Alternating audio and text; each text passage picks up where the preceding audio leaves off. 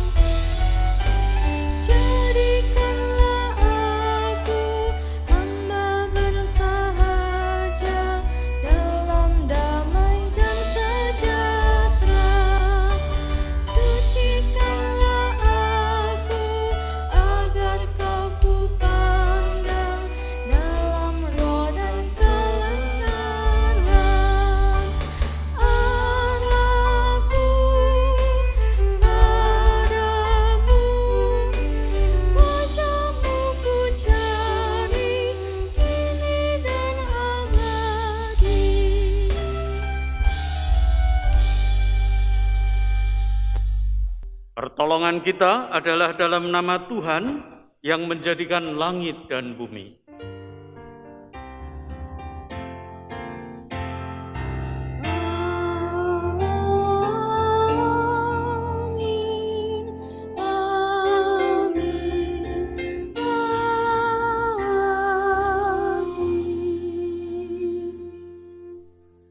Kasih karunia dan damai sejahtera dari Allah Bapa kita dan dari Tuhan Yesus Kristus menyertai saudara. Dan menyertai saudara juga. Umat Tuhan dipersilahkan duduk kembali. Setiap minggu kita kebaktian, setiap hari membaca renungan dan menaikkan pujian.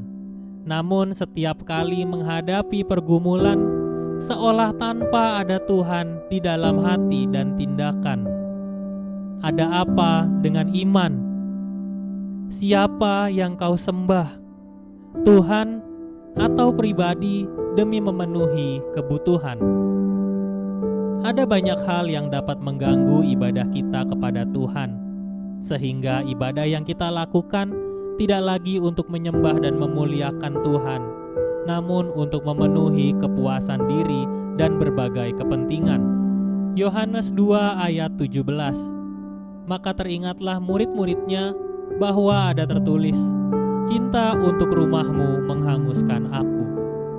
Yesus prihatin terhadap kota Yerusalem. Kota yang merupakan pusat peribadatan telah berubah menjadi tempat penolakan bagi para nabi yang diutus Allah untuk mereka.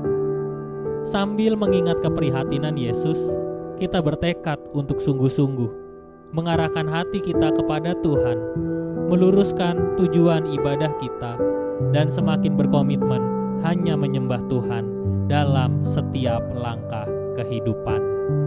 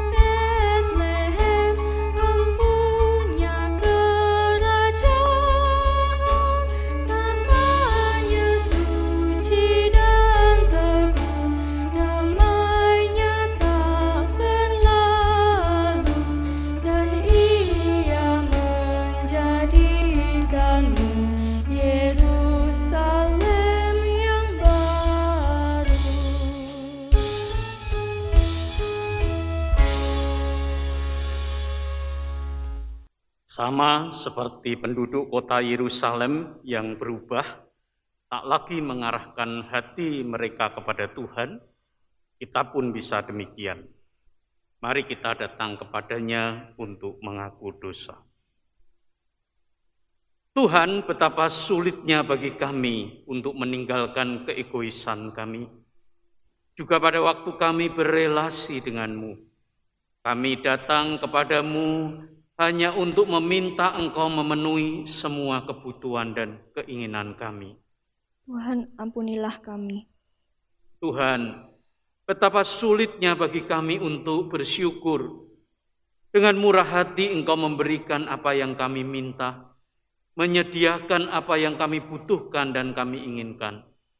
Namun, selalu ada alasan bagi kami untuk merasa kurang puas. Tuhan, ampunilah kami. Tuhan, betapa sulit bagi kami untuk berbagi. Engkau memberkati kami agar kami menjadi berkat bagi sesama kami. Namun kami mengambil semua berkat-Mu untuk diri kami sendiri, tanpa peduli terhadap sesama yang mengalami kesulitan dan penderitaan. Tuhan, ampunilah kami.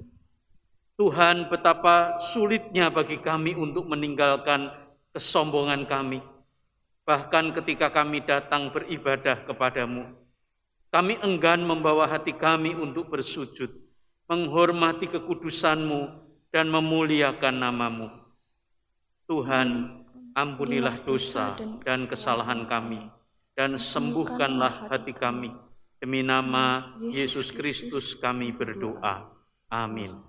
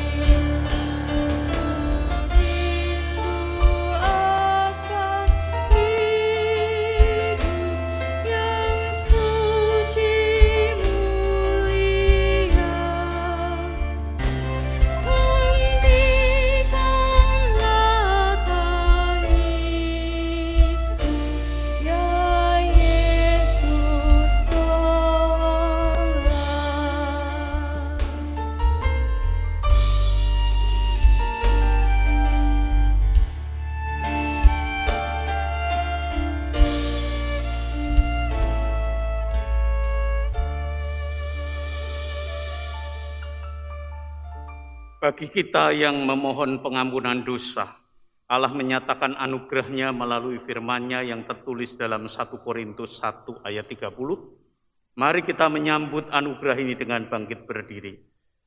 Tetapi oleh Dia, kamu berada dalam Kristus Yesus, yang oleh Allah telah menjadi hikmat bagi kita. Ia membenarkan dan menguduskan dan menebus kita. Demikianlah berita anugerah dari Tuhan. Syukur kepada Allah. Kepada Tuhan yang telah membenarkan, menguduskan, dan menebus kita, mari kita nyatakan kesiapan hati kita untuk mendengar dan melakukan sabdanya.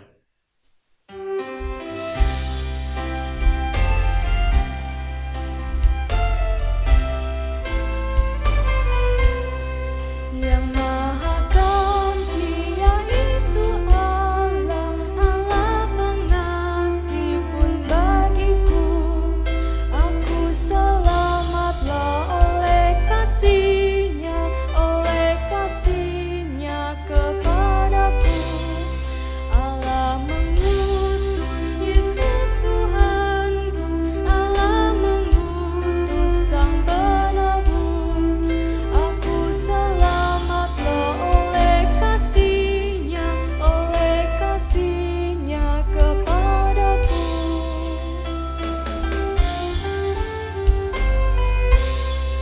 Sabda kasih-Nya penawar haus, sabda kasih-Nya air hidupku. Aku selamatlah oleh kasih-Nya kepadaku.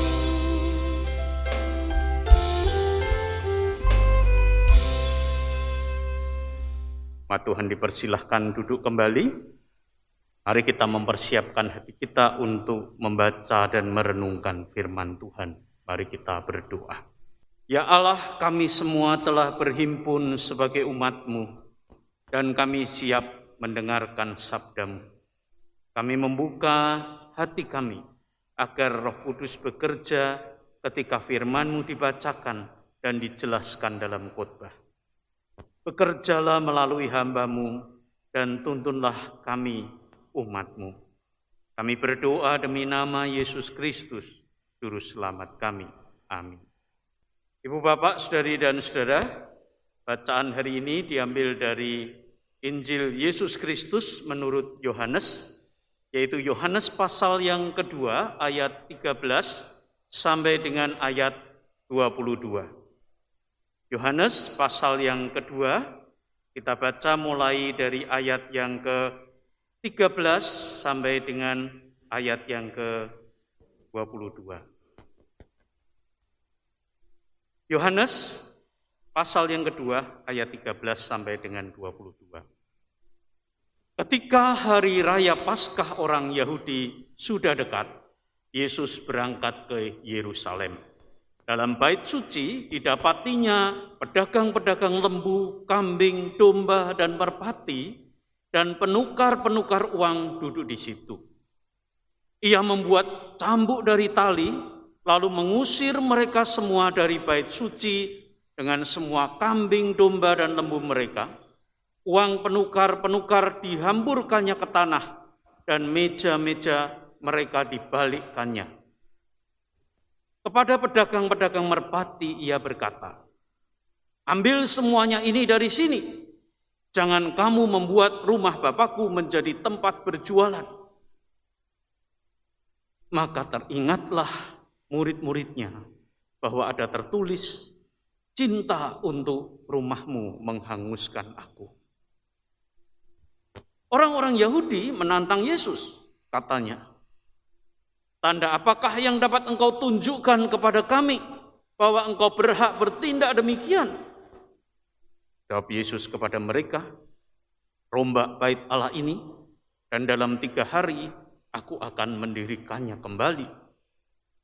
Lalu kata orang Yahudi itu kepadanya, 46 tahun orang mendirikan bait Allah ini, dan engkau dapat membangunnya dalam 3 hari? Tetapi yang dimaksudkannya dengan bait Allah ialah tubuhnya sendiri. Kemudian sesudah ia bangkit dari antara orang mati, barulah teringat oleh murid-muridnya bahwa hal itu telah dikatakannya.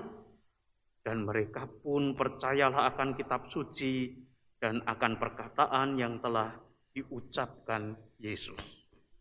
Demikianlah firman Tuhan. Berbahagialah mereka yang mendengarkan, merenungkan, dan melakukannya dalam kehidupan sehari-hari. Hosiana. Hosiana, Hosiana, Hosiana.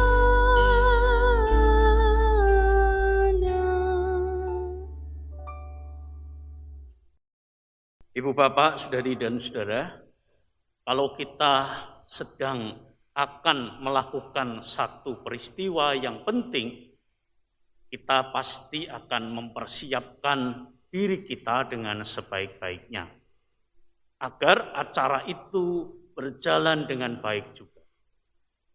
Pernikahan misalnya, di gereja kita, kalau pasangan mau menikah, ada aturan yang mewajibkan bahwa pasangan itu harus mendaftarkan paling sedikit 3 bulan sebelumnya, supaya gereja dapat mempersiapkan pasangan ini dengan sebaik-baiknya. Pastoralnya dilakukan dengan baik, kelengkapan administrasinya juga disiapkan dengan baik. Saya yakin untuk calon mempelai itu sendiri, pasti persiapannya lebih dari 3 bulan. Sebagian mungkin sudah mempersiapkan setahun sebelumnya. Bahkan ada yang mempersiapkan 2 tahun sebelumnya. Mengapa demikian? Karena kita semua memandang bahwa pernikahan ini sesuatu yang sangat penting. Ini bukan hanya sebuah acara yang sehari berlalu, tetapi ini merupakan mungkin awal dari keseluruhan perjalanan kehidupan sebuah keluarga yang akan berlangsung seterusnya dari generasi ke generasi. Karena itulah persiapan yang sungguh-sungguh perlu dilakukan untuk sebuah pernikahan. Saudara, demikian juga dengan hari raya Paskah orang Yahudi yang disebutkan di ayat 13. Yesus tahu bahwa hari raya Paskah itu sudah dekat, di ayat 13 dikatakan. Dan Yesus berangkat ke Yerusalem. Bapak, saudari dan saudara, mungkin Yesus membayangkan di Yerusalem dia akan bertemu dengan banyak orang yang sedang mempersiapkan diri mereka dengan sungguh-sungguh untuk menyambut Paskah. Mungkin dia berharap akan berjumpa dengan banyak orang yang memakai pakaian ibadah, lalu dengan kusuk memperbanyak ibadah mereka, memperbanyak doa mereka. Karena mereka sedang mempersiapkan diri untuk Paskah. Saudara, Paskah adalah salah satu hari raya utama mereka. Mereka memperingati bagaimana Tuhan memimpin mereka dari Mesir, keluar dari tempat di mana mereka diperbudak. Paskah adalah peringatan pembebasan mereka, sekaligus peristiwa itu, saudara, yang memungkinkan mereka kemudian berdiri sebagai sebuah bangsa yang merdeka. Umat Allah yang bisa melakukan seluruh kegiatan mereka tanpa harus dipersulit oleh perbudakan. Saudara, karena itulah Paskah selalu menjadi peringatan turun-temurun yang sangat penting bagi mereka sesungguhnya. Karena itulah tidak berlebihan kalau ketika Yesus berangkat ke Yerusalem, dia akan berharap bertemu dengan orang-orang yang sedang bersungguh-sungguh hati, mengarahkan hati mereka kepada Tuhan untuk mempersiapkan hari raya Paskah itu. Karena hari raya itu sudah dekat. Tapi yang didapati Yesus sebaliknya. Di dalam bait suci, Yesus mendapati banyak pedagang lembu, kambing, domba, merpati, penukar uang ada di situ. Sedang apa mereka? Mereka sedang hendak mendapatkan keuntungan yang sebesar-besarnya dari orang-orang yang hendak beribadah di hari persiapan Paskah itu. Saudara, Inilah yang membuat Yesus marah. Di ayat 15 dikatakan ia membuat cambuk dari tali, lalu mengusir mereka semua dari bait suci. Sudah di bait suci, cambuk itu termasuk benda yang dilarang. Karena itu, meskipun di sana ada pedagang lembu, pedagang kambing domba, mereka tidak boleh membawa cambuk masuk ke bait suci. Karena itu juga Yesus tidak akan menemukan cambuk di situ. Karena itu juga dia membuat cambuk itu dari tali. Nah, apa yang dilakukan Yesus ini menunjukkan bahwa dia melakukan semua itu dengan spontan. Ada gejolak kemarahan di dalam hatinya yang membuat dia lalu kemudian mengambil tali dan menggunakannya sebagai cambuk untuk mengusir mereka. Mereka diusir karena tidak seharusnya mereka berada di bait Allah. Tidak seharusnya bait Allah itu mereka gunakan untuk menjadi tempat di mana mereka menuai keuntungan yang sebesar-besarnya bagi diri mereka. Saudara, barangkali peribadatan di bait Allah masih tetap berlangsung. Dan tentu saja, kalau kita melihat apa yang mereka perdagangkan di situ, semuanya memang terkait dengan ritual yang dilakukan di bait Allah. Itu berarti ritual masih berlangsung. Tetapi bagi Yesus, masalahnya bukan apakah ritual itu berlangsung atau tidak.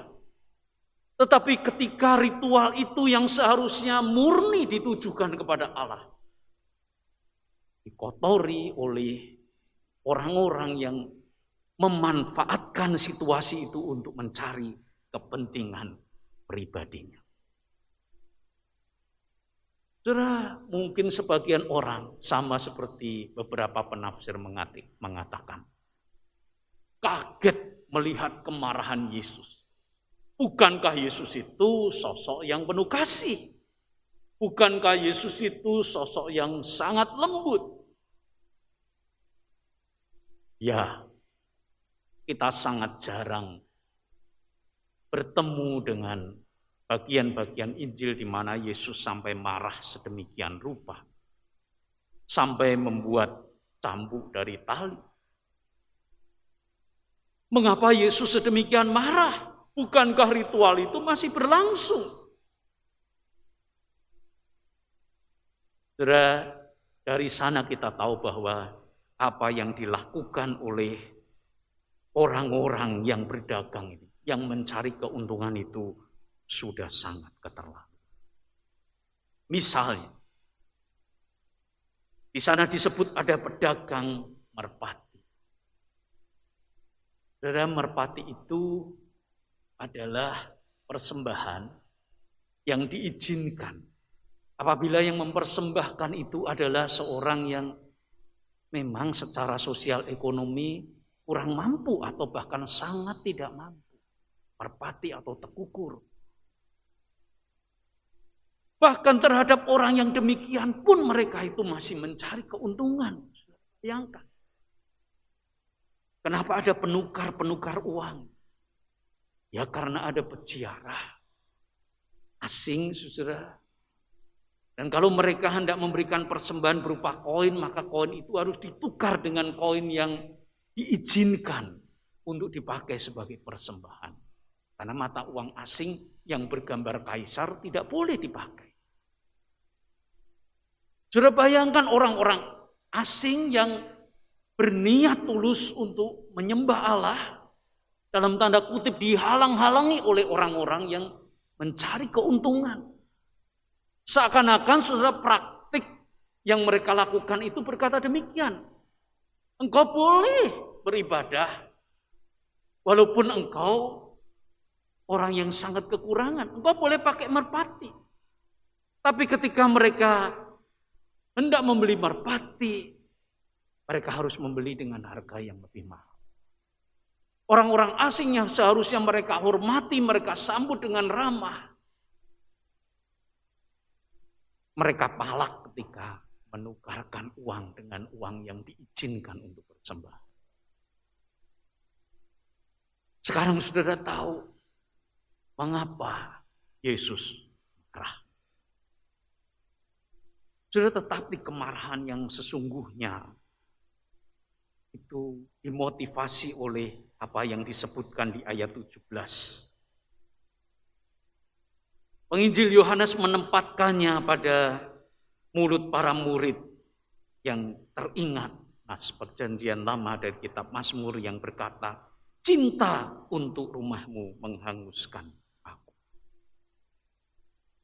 Saudara, Yohanes mengajak kita melihat kemarahan Yesus itu didorong oleh cintanya kepada Allah. Cinta kepada Allah yang tidak mengizinkan apapun untuk merusak dan mengganggunya. Cinta kepada Allah yang bagi Yesus haruslah cinta yang murni. Tidak boleh dikotori oleh niat-niat egois sekecil apapun.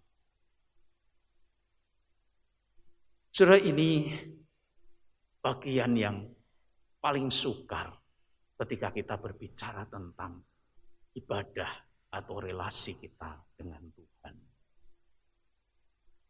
Saudara, kalau saudara datang ke sana pada waktu itu, lalu saudara mewawancarai orang-orang Yahudi, termasuk saudara mewawancarai orang-orang yang diusir oleh Yesus karena mereka berdagang di halaman bait suci itu.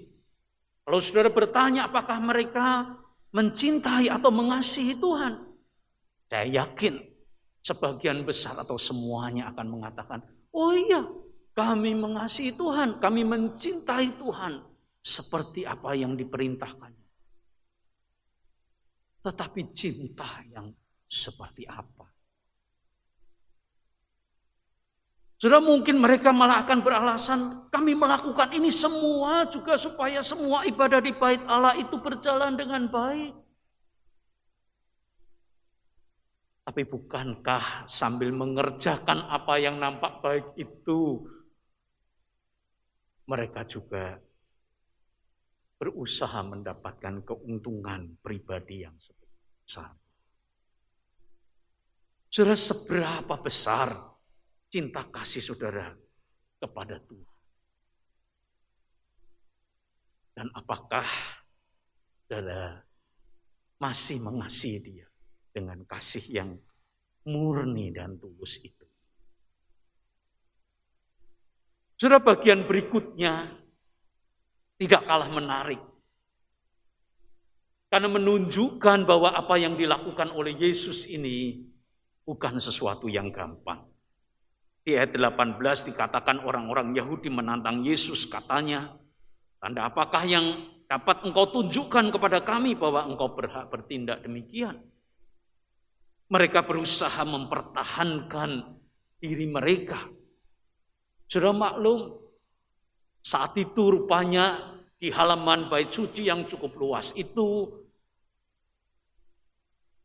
telah berubah menjadi praktek-praktek yang menjadi mesin uang bagi orang-orang ini. Siapa yang tidak ingin mempertahankan tempat yang menjadi keuntungan mereka? Tetapi saudara, masalah sesungguhnya yang dihadapi Yesus bukanlah permintaan orang-orang ini atau para pedagang ini untuk sebuah tanda. Tidak. Yesus menunjukkan masalah yang sesungguhnya ketika dia berkata, "Rombaklah bait Allah ini dan dalam 3 hari aku akan mendirikannya kembali." Saudara, bait Allah yang dimaksudkan di sini adalah bait Allah yang dibangun oleh Raja Herodes. Bait Allah yang sangat megah, sangat kokoh. Saudara, para ahli sejarah memperkirakan bait Allah ini dibangun sejak tahun 20 atau tahun 19 sebelum Masehi. Dan memang betul kalau di sana dikatakan 46 tahun orang mendirikan bait Allah ini. Dan itu belum selesai. Pembangunan masih terus berlangsung sampai kira-kira tahun 64 Masehi. Batu-batu yang digunakan adalah batu-batu yang luar biasa besarnya. Dari penggalian arkeologi ditemukan bahwa batu-batu itu sudah banyak yang bobotnya itu bisa mencapai 70 ton. Bayangkan bongkahan-bongkahan batu besar. Saudara, ini satu bangunan yang sangat besar. Dan kalau mereka mengatakan 46 tahun orang mendirikan bait Allah ini, itu cukup mewakili betapa kokohnya bangunan bait Allah ini. Bagaimana engkau hendak merubuhkannya dan membangun dalam 3 hari. Tetapi sekali lagi, masalah sesungguhnya bukanlah bangunan fisik bait Allah ini, tetapi institusi yang ada di dalamnya. Orang-orangnya, para pemimpinnya, orang-orang yang dipercayai oleh Tuhan untuk menyelenggarakan peribadatan itulah yang menjadi masalah. Karena itulah saudara, kalau kita boleh ingat, tuduhan yang disampaikan ini, 46 tahun orang mendirikan bait Allah dan engkau hendak membangunnya dalam 3 hari.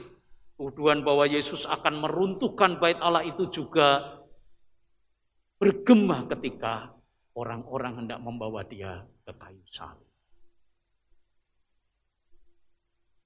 Saudara, Yesus sepenuhnya sadar bahwa memperbaiki satu sistem peribadatan di masa itu, memurnikannya, sehingga orang-orang yang datang hanya datang untuk menyembah Allah, bukan untuk mencari kepentingan pribadi. Bukanlah sesuatu yang itu harus dibayar dengan mahal. Kalau kemudian kita membaca dan melihat bagaimana Yohanes menafsirkan ini sebagai kematian dan kebangkitan Kristus, saudara, itulah harga yang Yesus sediakan. Itulah yang Yesus sediakan, yaitu dirinya sendiri, supaya kita bisa beribadah dengan tulus ikhlas kepada Allah yang kita sembah. Ibu bapak, saudari dan saudara, Yesus telah membayar mahal untuk ibadah kita. Bagaimana dengan kita? Sudah di masa pandemi, tidak terasa, kita sudah kurang lebih 1 tahunan melakukan ibadah secara online. Sebagian besar dari kita. Bagaimana perasaan saudara? Sudah mulai enjoy dengan ibadah online? Sudah muncul banyak pertanyaan terkait dengan hal ini. Beberapa orang mulai mempertanyakan, wah Pak, besok ya, walaupun pandemi berakhir, lalu kita buka gereja, orang-orang sudah terbiasa dengan ibadah online, apa enggak gereja sepi Pak? Beberapa gereja yang melaksanakan kebaktian streaming atau onsite, walaupun dengan protokol kesehatan yang sangat ketat dan jumlah yang sangat terbatas, pun mulai melihat bahwa antusiasme dalam ibadah itu mulai berkurang. Para pendeta, para teolog mulai berpikir bagaimana kita menempatkan ibadah online ini berdampingan dengan ibadah onsite atau ibadah di gedung. Sudah ada banyak pertanyaan dan sebagian pertanyaan itu mungkin masih harus dipergumul. Tetapi sebelum kita menggumulkan itu semua, marilah kita ingat bahwa kesempatan kita untuk beribadah, datang menyembah Allah, itu dibayar mahal oleh Kristus. Marilah kita ingat bahwa Yesus tidak pernah berhenti untuk terus berupaya memurnikan ibadah umatnya. Saudara, kita bersyukur gereja kita berupaya sebaik-baiknya untuk menyelenggarakan ibadah dengan kualitas yang terbaik. Bahkan sebelum pandemi, musiknya terus diperbaiki, Para pengkhotbahnya juga didorong untuk melakukan persiapan sebaik-baiknya.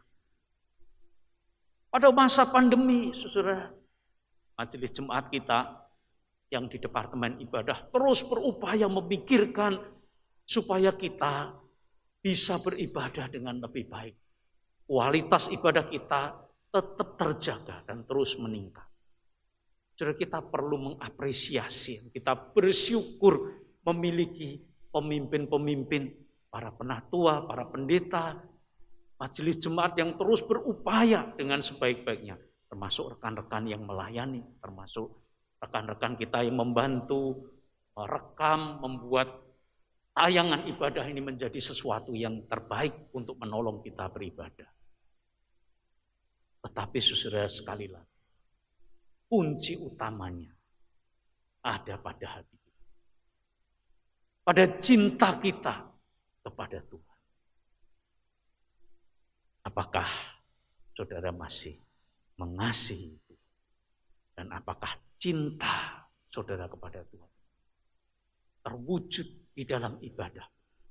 Apakah cinta itu saudara rasakan mengalir begitu deras, penuh antusias ketika kita beribadah dan berjumpa dengan Dia?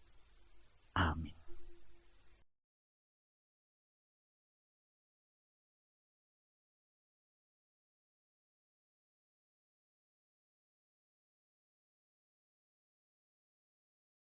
Dengan berdiri dan sikap sempurna, mari kita bersama dengan umat Allah di masa lalu, masa kini dan masa depan, mengingat pengakuan iman pada baptisan kita. Menurut pengakuan iman rasuli yang berbunyi demikian. Aku percaya kepada Allah, Bapa yang Maha Kuasa, Khalid langit dan bumi, dan kepada Yesus Kristus, Anaknya yang tunggal, Tuhan kita, yang dikandung dari Roh Kudus, lahir dari anak darah Maria, yang menderita sengsara di bawah pemerintahan Pontius Pilatus, disalibkan, mati dan dikuburkan, turun ke dalam kerjaan maut. Pada hari yang ketiga, bangkit pula dari antara orang mati, naik ke surga, duduk di sebelah kanan Allah, Bapa yang Maha Kuasa. Dan dari sana Ia akan datang untuk menghakimi orang yang hidup dan yang mati. Aku percaya kepada Roh Kudus, gereja yang kudus dan am, persekutuan orang kudus, pengampunan dosa, kebangkitan orang mati, dan hidup yang kekal. Amin. Umat disilakan duduk kembali. Marilah kita menyatukan hati kita menaikkan pokok-pokok doa di dalam doa syafaat kita. Mari kita berdoa. Bapa di surga, kami bersehati berdoa, bersyukur kepadamu, karena Tuhan memakai saudara-saudara kami, para penatua, pendeta, majelis jemaat kami, para pemimpin kami. Engkau juga memakai umat-Mu yang terlibat di dalam pelayanan di setiap kebaktian online selama masa pandemi ini. Engkau juga memakai semua rekan-rekan yang membantu dalam proses syuting atau perekaman ibadah ini sehingga kami memiliki fasilitas untuk tetap beribadah di tengah masa pandemi. Tuhan, kami berterima kasih untuk anugerah Tuhan melalui mereka, melalui pelayanan dan kesungguhan hati mereka melayani. Terima kasih Tuhan, kami bersyukur. Kami berdoa supaya Tuhan terus menolong mereka, memberkati mereka semua, supaya pelayanan yang mereka kerjakan boleh berbuah dan boleh Tuhan pakai untuk membangun kerohanian umat-Mu di berbagai tempat melalui kebaktian-kebaktian online yang dilakukan. Tuhan, kami juga berdoa untuk pemerintah kami ya Tuhan. Terutama kami berdoa untuk upaya menangani wabah atau pandemi ini. Tuhan terus menolong upaya untuk melakukan vaksinasi. Biarlah upaya ini boleh berjalan semakin lancar dan semakin baik, sehingga pandemi ini dapat kami atasi. Kami juga terus berdoa untuk kebijakan-kebijakan yang dibuat, pembatasan sosial dalam lingkup yang lebih terbatas, kiranya juga secara efektif boleh membatasi penyebaran pandemi ini. Kami terus berdoa bagi upaya pemerintah kami untuk memulihkan keadaan ekonomi. Tuhan, Engkau juga yang menolong sehingga setiap keputusan yang diambil dapat terus menjalankan dan membangkitkan jalannya perekonomian di negara kami, sehingga kami boleh tetap menjalankan kehidupan perekonomian dengan baik di tengah kesulitan pandemik ini. Bapa di surga, kami juga berdoa bagi saudara-saudara kami yang tergabung dalam panitia Paskah. Tuhan, Engkau menolong supaya semua persiapan mereka pada acara-acara masa raya Paskah ini juga boleh berjalan dengan baik. Mereka boleh melayani dengan penuh sukacita dan mereka sendiri juga boleh mempersiapkan diri mereka untuk merayakan Paskah ini. Tuhan, kami juga berdoa memohon anugerah-Mu untuk saudara-saudara kami yang saat ini sedang sakit. Tuhan, Engkau melawat mereka, Engkau menopang perjuangan mereka untuk mendapatkan pengobatan yang terbaik. Dan Engkau juga bekerja di dalam tubuh mereka, sehingga mereka kuat untuk menghadapi serangan penyakit di dalam tubuh mereka dan mereka boleh sehat kembali ya Tuhan. Kami berdoa bagi saudara-saudara kami yang mengalami kesulitan dalam hal ekonomi atau pekerjaan atau bisnis.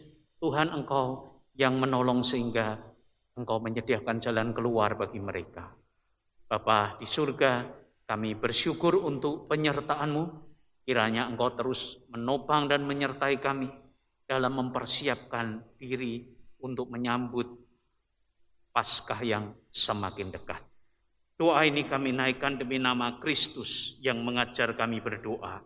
Bapa kami yang di surga, dikuduskanlah nama-Mu. Datanglah kerajaan-Mu, jadilah kehendak-Mu di bumi seperti di surga.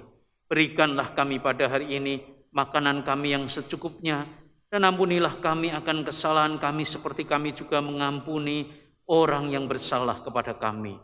Jangan membawa kami ke dalam pencobaan, tapi lepaskanlah kami dari yang jahat.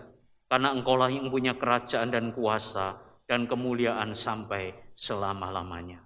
Amin.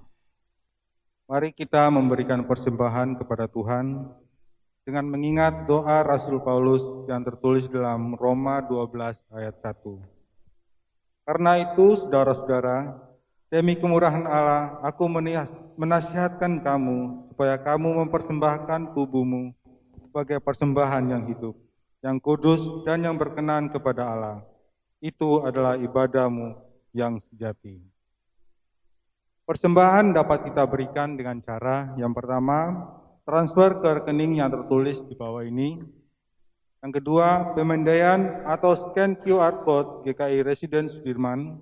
Dan yang ketiga, mengumpulkan dalam amplop dan diserahkan ke kantor gereja pada jam kerja atau dimasukkan ke kotak persembahan yang berada di gedung gereja. Mengiringi persembahan kita, mari kita memuji Tuhan dengan menyanyikan Kidung Jemaat 363 ayat 1 sampai 3. Bagi Yesus kuserahkan.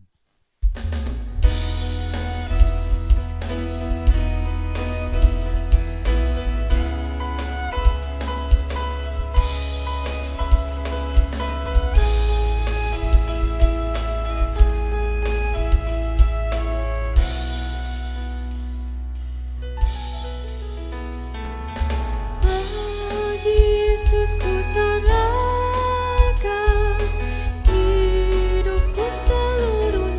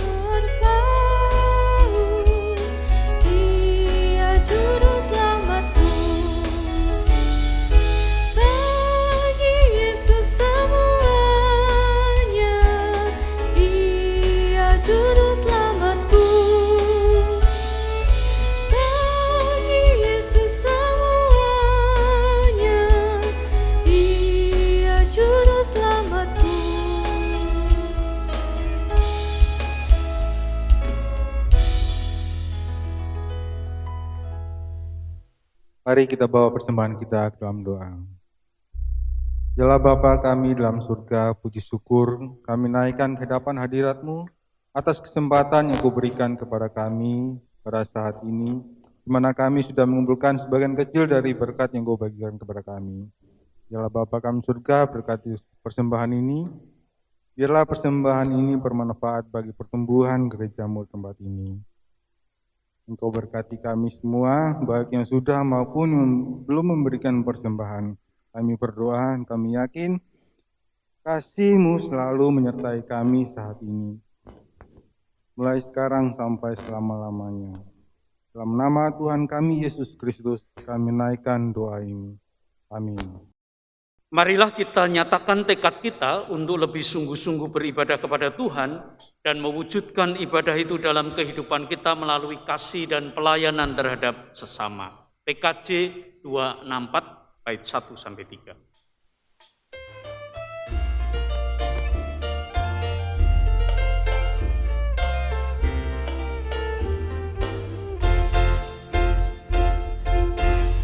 Apalah arti ibadahmu kepada Tuhan bila tiada rela sujud dan sungguh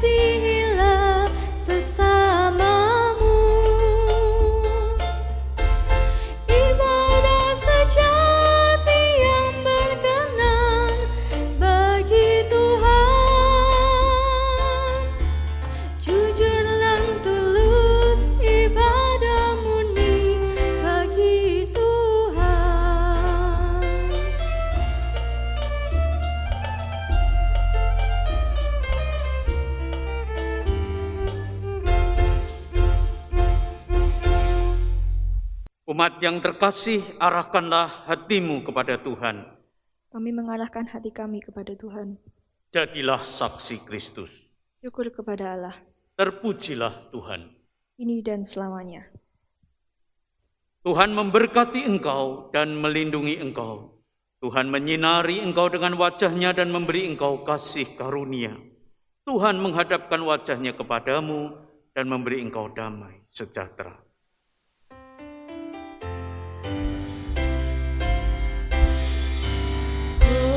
Hosiana, Hosiana, Hosiana, Hosiana, Hosiana, amin, amin, amin.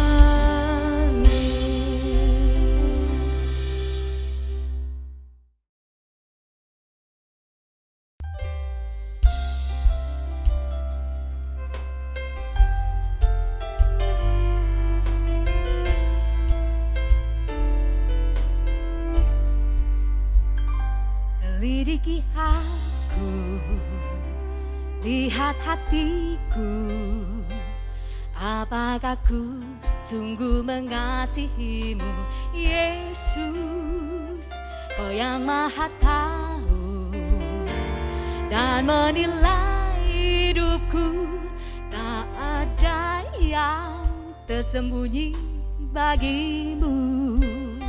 Selidiki aku, lihat hatiku, apakah ku sungguh mengasihimu, Yesus, Kau yang Maha Tahu dan menilai hidupku, tak ada yang tersembunyi bagimu.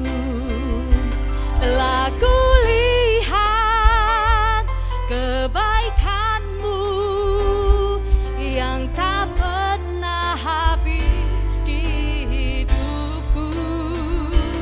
Ku berjuang sampai akhirnya, Kau dapati aku tetap setia.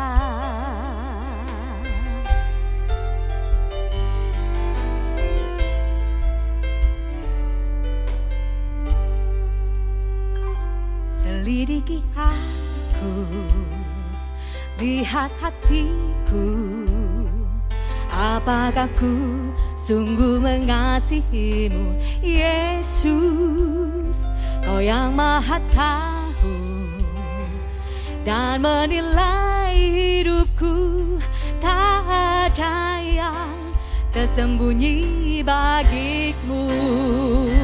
Telah kulihat kebaikan-Mu yang tak pernah habis di hidupku. Ku berjuang sampai akhirnya, Kau dapati aku tetap setia.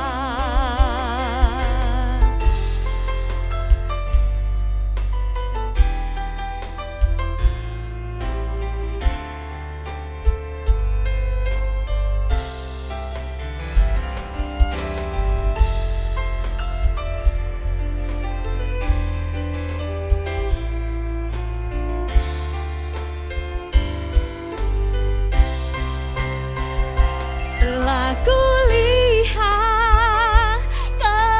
kebaikan-Mu yang tak pernah habis di hidupku.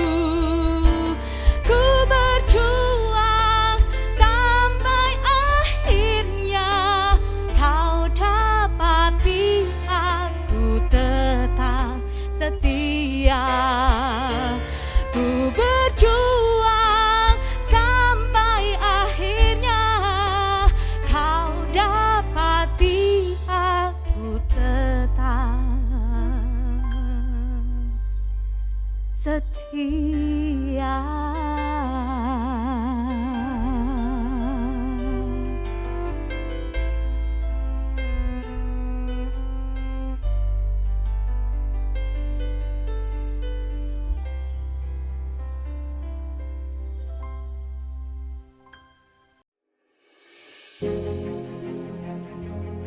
Hari ini, kita memulai perjalanan kita di masa Raya Paskah. Kita mengaku dosa kita dan taat berkomitmen kepada Tuhan.